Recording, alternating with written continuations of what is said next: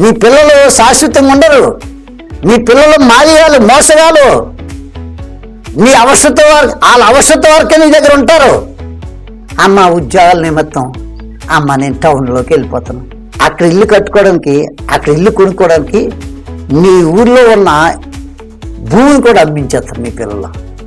అంత తెలివైన నువ్వు ఉండడానికి ఇల్లు కూడా అమ్మించేస్తారు. అంత మోసగాలు. వాళ్ళ సుఖం కోసం చూసుకునే పిల్లలు నేటి పిల్లలు. ఎప్పటికీ నవ్వు వస్తుంటుంది. నేను చిన్నప్పుడు ఎంత నవ్వు వస్తుంది ఇప్పటికి కూడా. మా చిన్నప్పుడు మా అబ్బాయికి నిక్కర్లు 10th క్లాస్ వచ్చే వరకు నిక్కర్లు వేసేవాడిని. ఏదనుకుంటే బాబు నీకోసం అనేవాడిని.